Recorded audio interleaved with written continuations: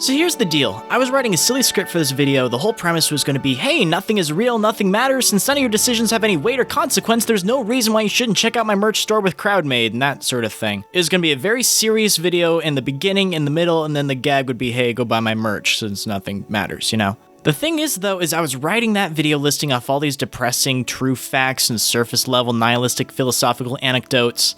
It felt wrong and off. Not the merch plug at the end. By all means, please go check out my merch. We got pins, we got a really cool raccoon tour beanie, and, you know, new designs on the way. Nah, it was the ramblings that started bumming me out. I've recently been through what have probably been the worst few months of my life, period. I was kicked out of that house that I was so in love with a few months back.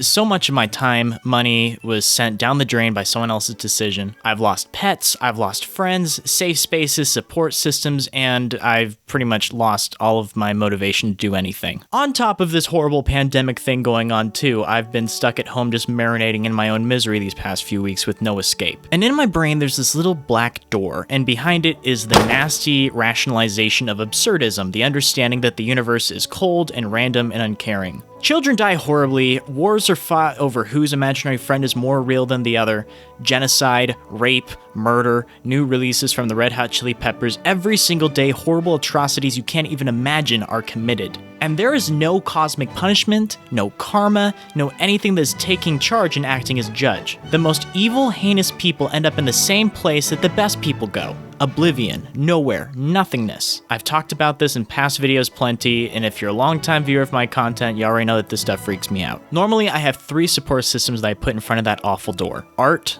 friends, and community. But when I lose all motivation to do art, when I lose all my trust with my best friends who I thought I could depend on, and when the community that I belong to doesn't feel safe anymore, there's nothing distracting me from that nasty, horrible door that's just always looming in the back of my head. At the end of the day, there's a strong argument for the gesture that everything we do is to avoid facing the inevitability of oblivion. This is called terror management theory, and this line of thinking was popularized by Ernest Becker, who wrote the book The Denial of Death.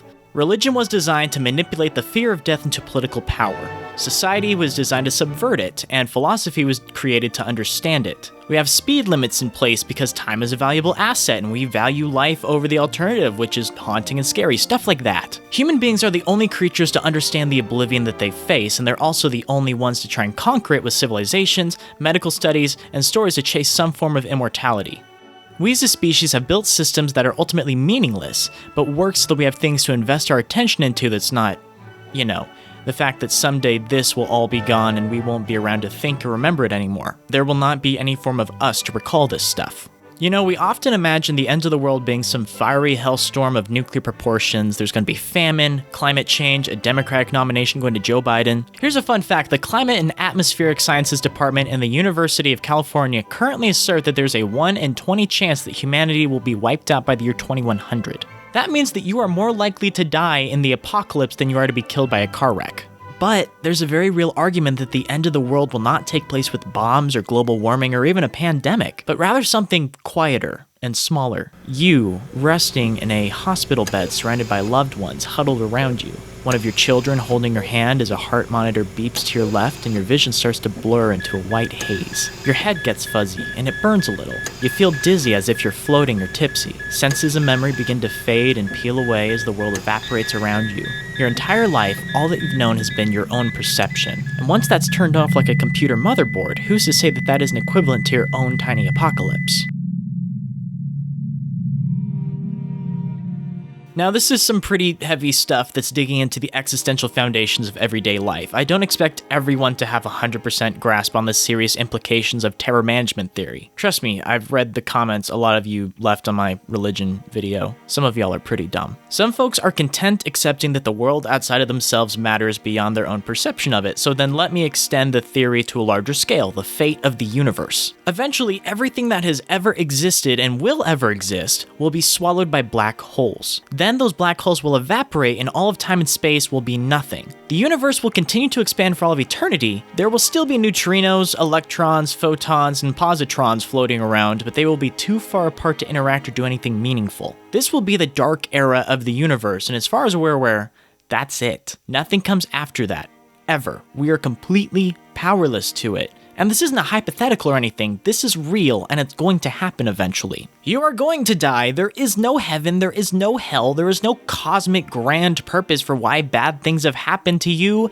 your family, or the world around you every single day. The lives that we lead and human civilization is not headed for some grand final destination that's meaningful and permanent. This isn't like Breaking Bad where everything is leading up to a stellar finale where everything just makes sense and it all justifies its own existence. Hell, the most realistic semblance of meaning for us will probably be inadvertently creating a godlike AI that surpasses us and becomes the most sophisticated life force in the universe. If you really want to get big picture with this whole thing, we are probably just an extended prologue for another species' grand epic cosmic story. We are to the computer race what trillions of cells in the prehistoric gene pool are to us. This stuff is really sad to rationalize and think about. And if this doesn't scare you deep down, you haven't spent enough time marinating on it. Ernest Becker states that everybody is horrified of these implications if you dig deep enough past all the delusions and ego. So that brings us to this question.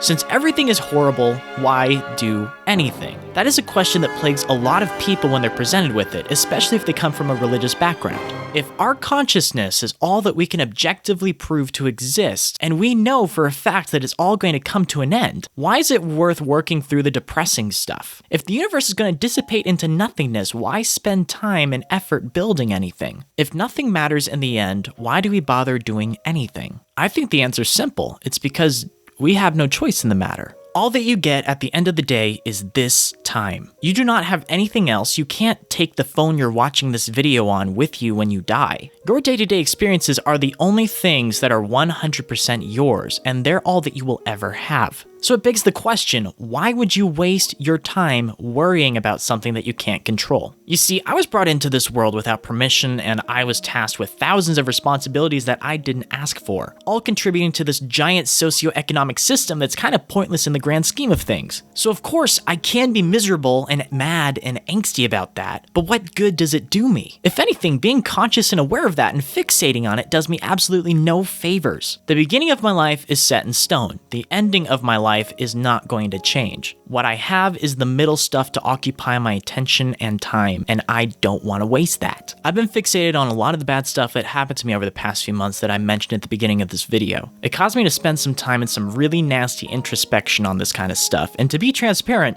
this video is kind of in itself me working through this stuff out loud. But sometimes by putting things into perspective, you can get a little fire under your butt. So there's this big, black, scary chasm waiting for you in a few decades?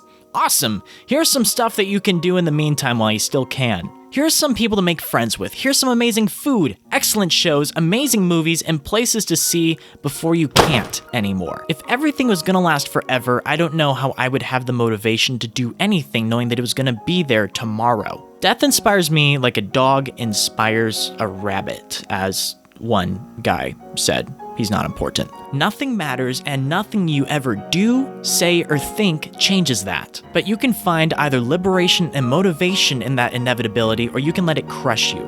For me, I want to use this time to become a better artist and eventually quit drawing stick figures. This isn't a stylistic thing, I just can't draw. I would love to learn to animate and work in a studio someday. I want to play music and write someone else's favorite song. I want to move somewhere with someone I love and make money and live in a home and play this stupid capitalist game. I want to work as a high school teacher when I'm old, and I want to have hundreds of cool stories to tell my students about my life. I want to be a super cool uncle to my nephew and hopefully be a good father to children. There is so much stuff that I want to accomplish, and death is the thing driving me to get them all done in a timely manner. Terror management can be pretty scary, but if it wasn't, would you care about anything? I know that my videos can bum people out from time to time, but I hope that most of you let these kinds of meditations serve as a driving force for you to do amazing things. Please get out there, pick yourself up however you can, do everything in your power to make your ride into nothingness as exciting and wonderful as possible. When you're on that hospital bed surrounded by your loved ones fading into that colorless void, I hope it's not an event filled with regret and fear and hopelessness. I hope you'll be able to view it as a welcome rest after a long life of yelling into the void. I hope you accomplish everything that you want in life. I really do. Please